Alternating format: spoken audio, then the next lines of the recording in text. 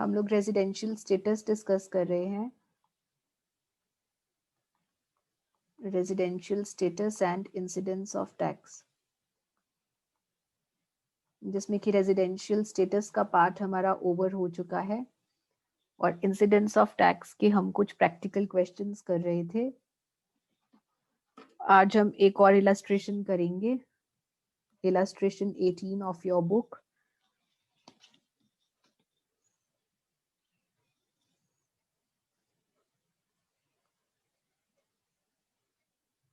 तीन कॉलम्स बना लेते हैं, OR, NOR, NR।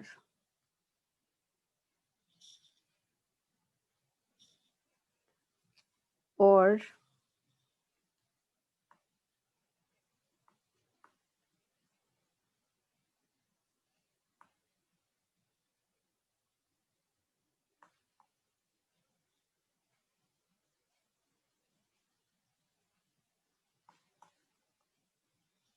Full page use कर लेते हैं बेटा।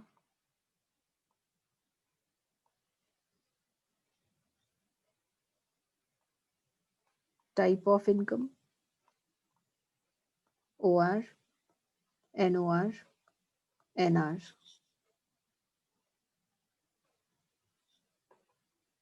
First is salary received in India.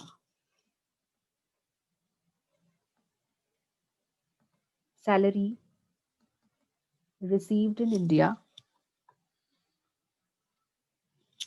for services in Spain।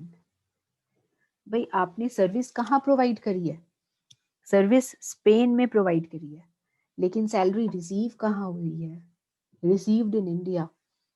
जब इंडिया में रिसीव हो गई तो वो पूरी की पूरी इंडियन इनकम हो जाती है। जहां पे रिसीव्ड इन इंडिया आ गया तो वो इंडियन इनकम हो गई, और इंडियन इनकम तीनों केसेस में टैक्सेबल होती है। कितना है सैलरी का अमाउंट? 5,30,000। और मैंने लास्ट सेशन में आपको बताया था कि इंडिया में सैलरी के ऊपर आपको स्टैंडर्ड डिडक्शन मिलती है, और कितनी स्टैंडर्ड डिडक्शन मिलती है?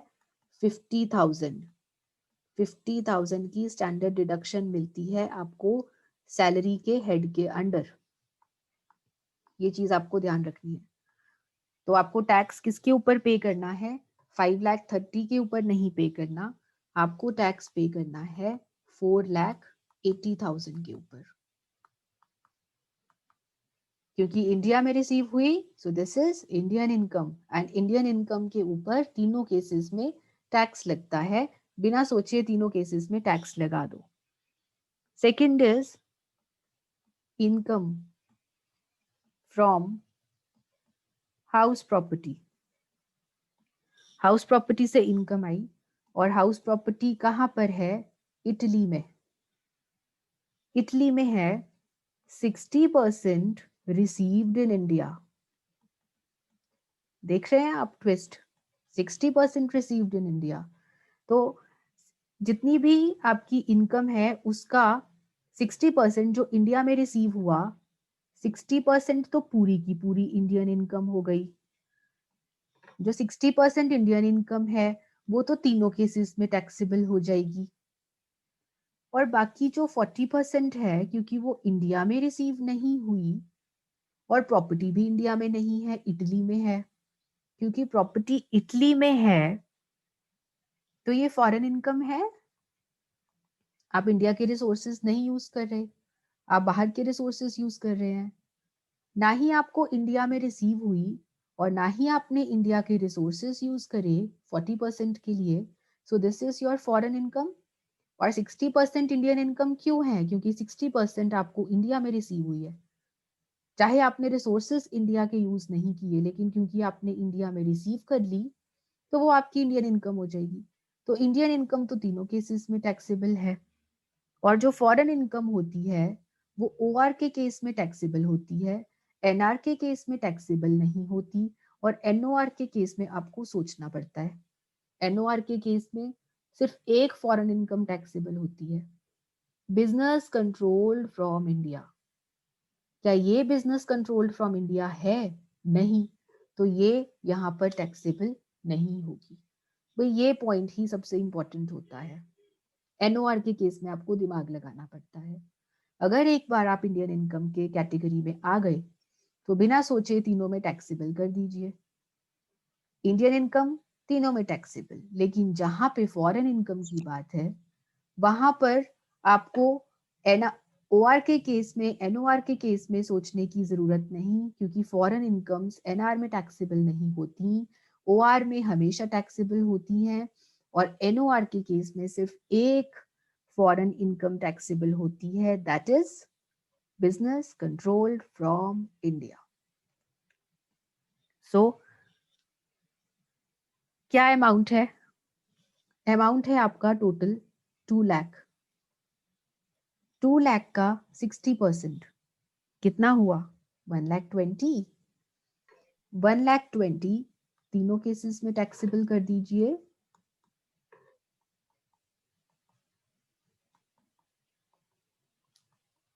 और 2 लाख का 40% इज 80,000। 80,000 सिर्फ यहां पर टैक्सेबल रहेगा और इन दोनों केसेस में टैक्सेबल नहीं रहेगा। Coming over to the third point, profits from business. Business से आपको प्रॉफिट्स हो रहे हैं और बिजनेस है कहां पर? कनाडा। आप कनाडा के रिसोर्सेज यूज कर रहे हैं, लेकिन आप बिजनेस को कंट्रोल कहां से कर रहे हैं? Controlled from India. इंडिया से कंट्रोल कर रहे हैं। इसमें से 40% रिसीव्ड इन इंडिया है। भाई 40% जो इंडिया से रिसीव्ड है वो तो इंडियन इनकम है, और इंडियन इनकम तो तीनों में टैक्सेबल होती है। बाकी जो 60% है, क्योंकि इंडिया में रिसीव नहीं हो रहा और बिजनेस भी इंडिया में नहीं है, आप इंडिया के रिसोर्सेज भी यूज नहीं कर रहे, ना आप इंडिया के रिसोर्सेज यूज कर रहे हैं, ना आप इंडिया में रिसीव कर रहे हैं, so this is your foreign income. और फॉरेन इनकम ओआर में टैक्सेबल होती है, एनआर में टैक्सेबल नहीं होती, एनओआर में सोचना पड़ता है। एनओआर में क्या सोचना पड़ता है? क्या कंट्रोल फ्रॉम इंडिया है? यस है, तो टैक्सेबल कर दीजिए। अमाउंट है आपका 1,50,000। 1,50,000 का 40% इज व्हाट? 1,50,000 का 40% इज 60,000। 60,000 आप तीनों केसेस में टैक्सेबल कर दीजिए। और फॉरेन इनकम कितनी हुई? Remaining 60%, that is 90,000। 90,000 यहाँ टैक्सेबल, यहाँ टैक्सेबल। फंडामेंटल्स क्लियर है तो सब क्लियर हो जाता है बेटा। Next is profits. Profits from business. Again business से प्रॉफिट हो रहा है, लेकिन बिजनेस है कहाँ पर? कानपुर में, इंडिया में ही है। कंट्रोल कहाँ से कर रहे हैं? From Spain. भाई जब बिजनेस ही कानपुर में है, इंडिया में है, तो आप कहीं से भी कंट्रोल कीजिए, आप रिसोर्सेस तो इंडिया के यूज कर रहे हैं, so this is your Indian income, क्योंकि आप इंडिया के रिसोर्सेज यूज कर रहे हैं। तो तीनों केसेस में taxable, Indian income is taxable in all the 3 cases. Amount क्या है? 92,000। मैं बहुत ही स्लो करवा रही हूं ताकि आपको एक एक पॉइंट में क्लैरिटी रहे। Profit on sale of land in India. आपने लैंड सेल किया, कहां पे था वो लैंड? इंडिया में। इंडिया का लैंड, इंडिया के रिसोर्सेज, इंडिया के रिसोर्सेज यूज करके कोई इनकम अर्न कर रहे हैं, तो इंडियन इनकम है, and Indian income is taxable in all the 3 cases. Amount is what? 5 lakh.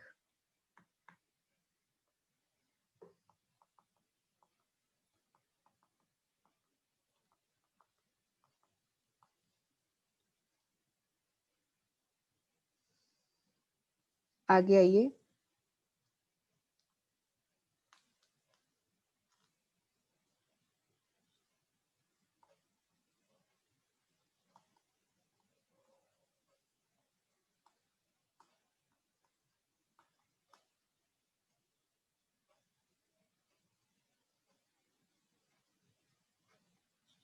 Next देखिए, टेक्निकल फीस रिसीव हो रही है आपको। भाई आप कुछ टेक्निकल सर्विसेज प्रोवाइड करते हैं, आपको टेक्निकल फीस रिसीव हुई है। किससे रिसीव हुई है? एक पर्सन है अविनाश, उससे रिसीव हुई है। और अविनाश कौन है? Avinash is a resident. और किस लिए रिसीव हुई है? क्योंकि आपने टेक्निकल सर्विसेज प्रोवाइड करी हैं। आपने अविनाश को टेक्निकल सर्विसेज प्रोवाइड करी हैं। और अविनाश का बिजनेस कहाँ है? अविनाश का बिजनेस है आउटसाइड इंडिया। आपने अविनाश के बिजनेस के लिए टेक्निकल सर्विसेज प्रोवाइड करी हैं। और अविनाश का बिजनेस कहाँ है? Outside India. हाँ जी, बिजनेस आउटसाइड इंडिया। इंडिया के रिसोर्सेज आप नहीं यूज कर रहे। क्या आपको ये टेक्निकल फीस इंडिया में रिसीव हुई? ये तो नहीं लिखा कि इंडिया में रिसीव हुई है कि नहीं हुई। तो मान लीजिए कि बाहर ही रिसीव हुई। ना इंडिया में रिसीव हुई इनकम, ना ही बिजनेस इंडिया में है, आउटसाइड इंडिया है। So this is your foreign income. Foreign income OR में टैक्सेबल होती है, एनआर में टैक्सेबल नहीं होती। और एनओआर में तभी टैक्सेबल होती है अगर कंट्रोल्ड फ्रॉम इंडिया हो। यहाँ पे कंट्रोल्ड फ्रॉम इंडिया नहीं है, यहाँ पे टैक्सेबल नहीं रहेगी। अमाउंट आ जाएगा व्हाट? 40,000।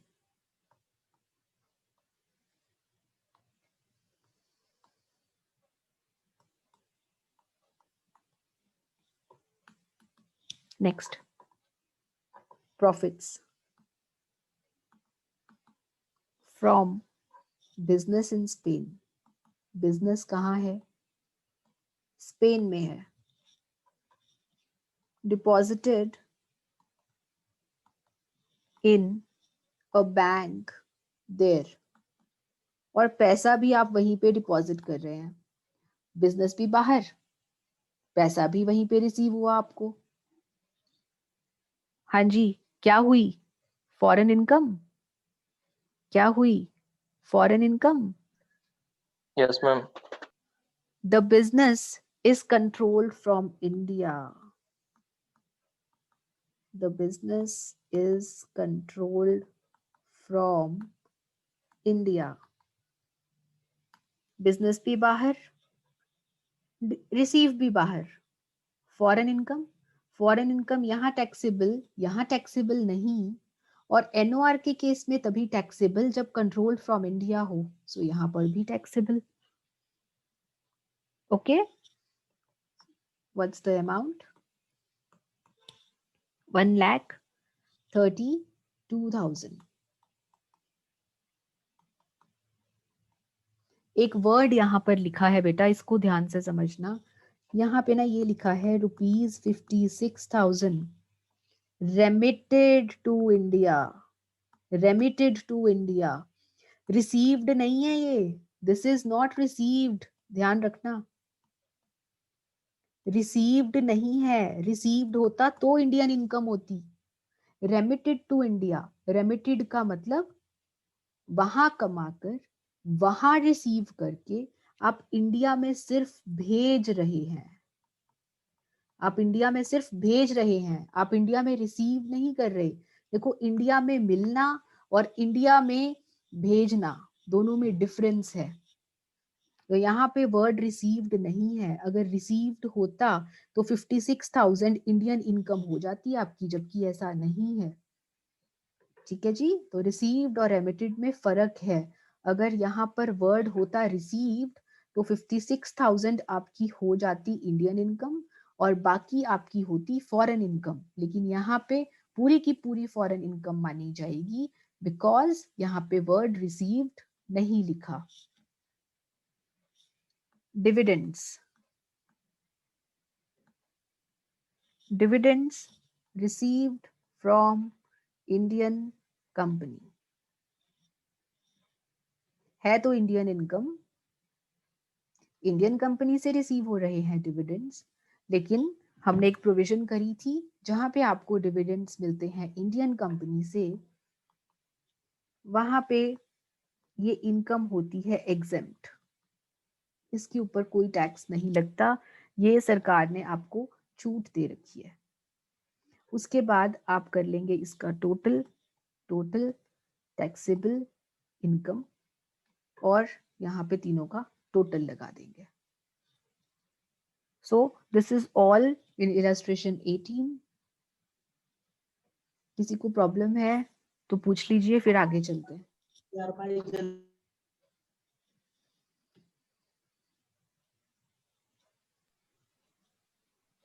मैम रिसीव्ड और सेंटेड में मैम क्या फर्क होता है ओरिजिनल में? किसमें बेटा? गुरप्रीत आपकी आवाज बहुत अनक्लियर आ रही है। मैम रिसीव्ड और सेंटेड, मैम रिसीव दोनों दोनों मैम कंडीशंस में रिसीव्ड तो इंडिया में ही होगी मैम, इसमें नहीं बेटा, देखिए अपना ऑडियो ऑफ कर लीजिए।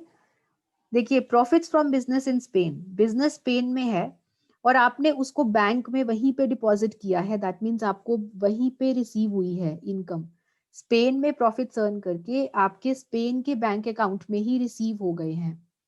फर्स्ट इंस्टेंस पे रिसीव और रेमिटेड में यही फर्क है कि फर्स्ट इंस्टेंस में पहली बार में आपको इनकम कहां पर मिली है। यहाँ पर स्पेन की इनकम आपको स्पेन में ही मिली है। जब पहली बार इनकम मिलती है वो देखना है आपको कि कहां पर मिली, पहली बार रिसीव हुई। रिसीव करने के बाद आप उसको इंडिया में भेज रहे हैं, उसको आप रिसीव नहीं कहते, उसको आप कहते हैं भेजना। रिसीव करना नहीं कहते, उसको आप कहते हैं रेमिट करना। रिसीव करने के बाद भेजना इज नोन एज रेमिट करना। और आपको फॉरेन या इंडियन इनकम देखने के लिए ये देखना है कि इनकम पहली बार में कहां पर रिसीव हुई है। यहाँ पर क्योंकि पहली बार में इनकम स्पेन में ही रिसीव हो रही है, so this is foreign income. अगर पहली बार में ही इंडिया में रिसीव हुई होती तो this would have been Indian income. Okay ma'am.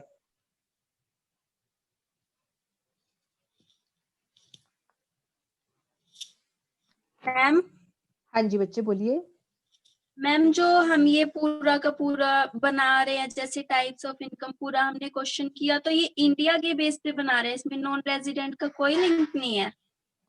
बेटा इसमें हम तीनों के बेस पे बना रहे हैं। इसमें हम ये देख रहे हैं कि अगर अगर ये इनकम तब होती अगर हम ऑर्डिनरी रेजिडेंट होते तो क्या स्टेटस होता, अगर हम एनओआर होते तो क्या स्टेटस रहता, और अगर हम नॉन रेजिडेंट होते तो क्या स्टेटस रहता। और ऑर्डिनरी ओआर, एनओआर और एनआर हम किस में डिस्कस कर चुके हैं, जब हमने रेजिडेंशियल स्टेटस किया था।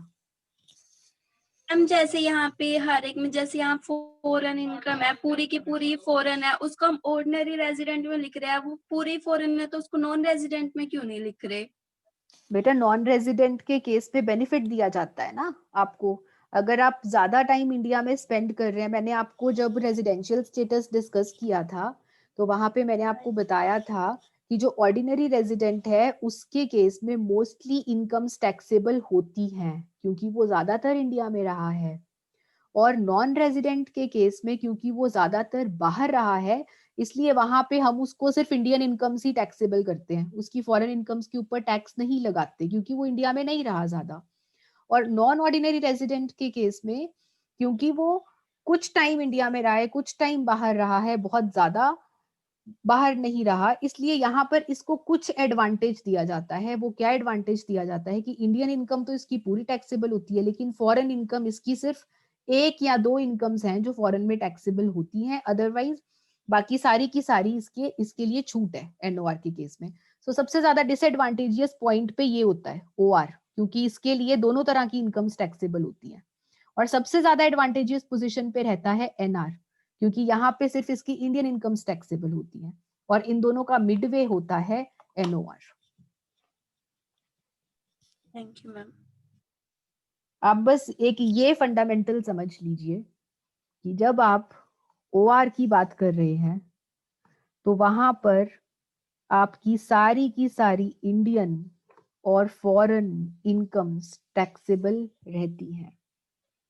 और जब आप NR की बात कर रहे हैं तो सिर्फ और सिर्फ इंडियन इनकम्स टैक्सेबल रहेंगी। और जब आप NOR की बात कर रहे हैं तो वहां पे आपकी इंडियन इनकम्स तो सारी टैक्सेबल रहेंगी और जो फॉरेन इनकम है वो सिर्फ एक टैक्सेबल रहेगी, that is what, business control from India. बस ये फंडामेंटल समझ लीजिए। जब आपको ये फंडामेंटल समझ में आ गया उसके बाद आपको कोई प्रॉब्लम नहीं आएगी, प्रोवाइडेड कि आपको ये पता होना चाहिए कि वो इंडियन इनकम है कि फॉरेन इनकम है। अगर आपने ये क्लासिफिकेशन ही गलत कर दी फॉरेन और इंडियन वाली, फिर तो आपका पूरा आंसर ही गलत हो जाएगा। आपको ये पता लगाना जरूरी है सबसे पहले कि जो इनकम है वो इंडियन है कि फॉरेन है। और इंडियन और फॉरेन पता लगाने के लिए आपको ये देखना है, अगर आपको इनकम इंडिया में रिसीव हो गई तो पूरी की पूरी इंडियन, या फिर अगर आपको इनकम इंडिया के रिसोर्सेज से यूज करी है आपने तो पूरी की पूरी इंडियन। और अगर आपको इनकम रिसीव भी बाहर हुई और रिसोर्सेज भी बाहर के थे तो वो इनकम हो जाती है आपकी फॉरेन इनकम। तो एक बार सबसे पहले आपको क्लासिफाई करना है कि आपकी जो इनकम है वो इंडियन है या फॉरेन है।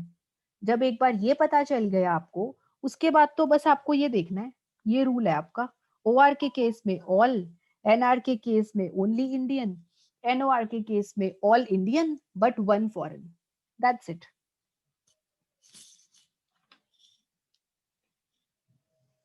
मैम हाँ जी बच्चे।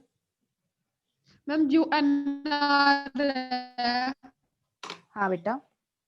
हेलो हाँ जी बोलो। मैम, जो NR है, NR को इंडिया में मैम NR को टैक्स पे करना होता है मैम। तो ये जो ये NR बाहर इनकम अर्न करता है, रिसोर्सेज बाहर के यूज करे, तो मैम बाहर भी टैक्स पे करता होगा। हाँ ऑफ कोर्स करेगा बेटा, क्यों नहीं करेगा।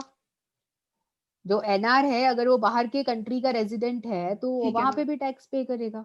बेटा जहाँ के इनकम, जहाँ के रिसोर्सेज आप यूज कर रहे हो उस कंट्री को आपको टैक्स पे करना पड़ता है, साफ सी बात है।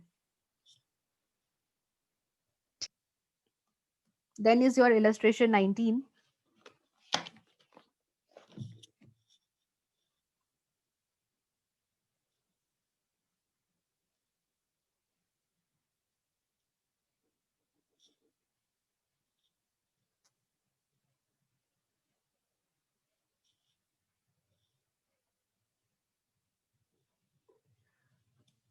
चलिए जी, अगेन अब यहाँ पर ना आपको तीन झंझट में नहीं पड़ना। आपको ना साफ साफ बता रखा है कि जो X है ना वो एक फॉरेन नेशनल है, फॉरेन सिटीजन है वो, और इंडिया के लिए वो नॉन रेजिडेंट है, non resident in India. Non resident in India क्यों है? क्योंकि उसकी दो बेसिक कंडीशंस में से कोई भी फुलफिल नहीं हो रखी। रेजिडेंशियल स्टेटस में किया था ना, दोनों बेसिक कंडीशंस में से कोई एक भी बेसिक कंडीशन फुलफिल नहीं हो रखी, इसलिए वो नॉन रेजिडेंट इन इंडिया है। अब उसकी हमें टोटल इनकम कंप्यूट करनी है, तो हमें हमें ना OR के केस में पढ़ना है ना हमें NOR के झंझट में पढ़ना है। अब हमें पता है कि NR है ये, तो हमें सिर्फ NR के केस में बाइफरकेशन करनी है। अब NR के केस में जो गोल्डन रूल है, क्या गोल्डन रूल है NR के केस में? कि all Indian incomes,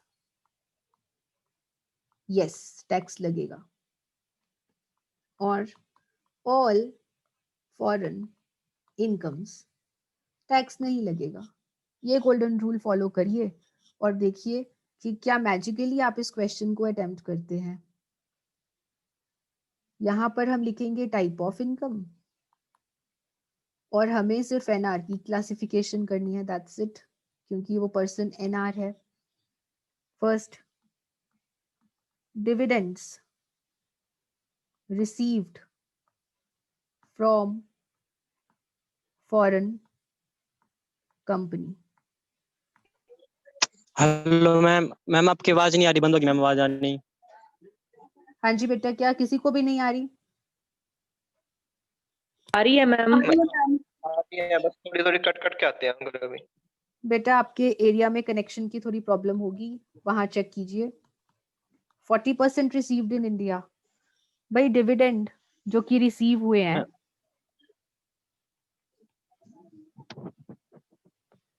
dividends hello received ma'am, इन। आवाज नहीं आ रही मैम। गुरप्रीत आप अपनी साइड से प्लीज अपना कनेक्शन चेक करिए, वरना मीटिंग लेफ्ट कर दीजिए, आप बाद में यूट्यूब पे देख लीजिए। Please don't disturb the class अगर आपके एरिया में प्रॉब्लम है तो। 40% received in India, dividends from foreign company.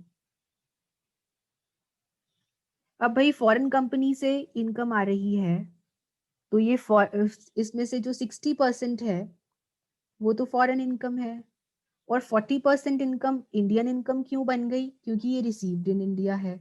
So 40% is Indian income. अब हम बात कर रहे हैं एनआर की। एनआर के केस में 60% इज व्हाट? 60% इज 30,000। तो 30,000 जो फॉरेन इनकम है, foreign incomes are not taxable. तो क्या 40,000 के ऊपर, सॉरी 30,000 के ऊपर टैक्स पे करना पड़ेगा? नो, 30,000 नहीं आएगा यहाँ पर। टोटल कितना है? 50,000। 50,000 का 60% इज फॉरेन इनकम। एनआर को फॉरेन इनकम के ऊपर टैक्स पे नहीं करना होता, और क्योंकि 40% रिसीव्ड इन इंडिया है, तो दिस इज इंडियन इनकम, और यहाँ पर जो 20,000 है वो टैक्सेबल हो जाएगा। Second, salary received from Indian government।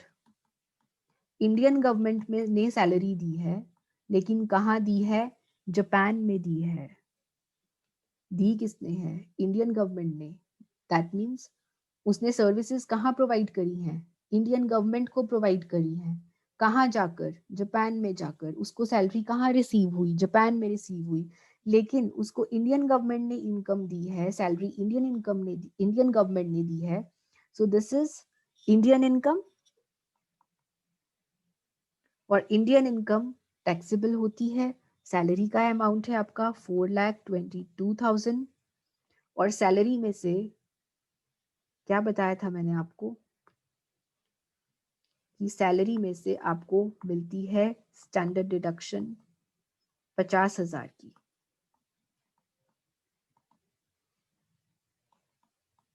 Standard deduction के बाद आपका 3,72,000 टैक्सेबल हो जाएगा। Third is interest on debentures. Debentures में आपने इन्वेस्ट करा हुआ था, वहां से इंटरेस्ट मिला, और डिबेंचर्स कहाँ के हैं? इंडियन कंपनी के। इंडियन कंपनी के डिबेंचर्स हैं। This is Indian income, and Indian income is fully taxable 40,000। यही अगर यहाँ पर शेयर्स होते तो शेयर्स की इनकम एग्जेम्प्ट होती है बेटा, लेकिन डिबेंचर्स की इनकम एग्जेम्प्ट नहीं है। रॉयल्टी, रॉयल्टी रिसीव हुई फॉरेन कंपनी से for use of patent in a business in India. भाई बिजनेस कहाँ है? इंडिया में। इंडियन बिजनेस के लिए आपको रॉयल्टी रिसीव हुई है। Indian income, Indian income taxable, all Indian incomes are taxable, and no foreign income is taxable. Fifth, agricultural land से आपको इनकम हुई है, और लैंड कहाँ है? इन जयपुर। इंडिया में है लैंड। एग्रीकल्चर इनकम है। एग्रीकल्चर इनकम इंडिया की क्या होती है? एग्जेम्प्ट। एग्जैम्प्ट। है तो इंडियन इनकम, लेकिन एग्जेम्प्ट है। ग्रेट, गुड बच्चे। Next is technical fees. आपको टेक्निकल फीस रिसीव हुई है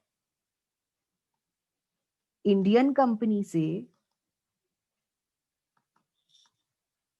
और आपने एडवाइस दी थी कहां पर? Project in Spain. प्रोजेक्ट कहां है?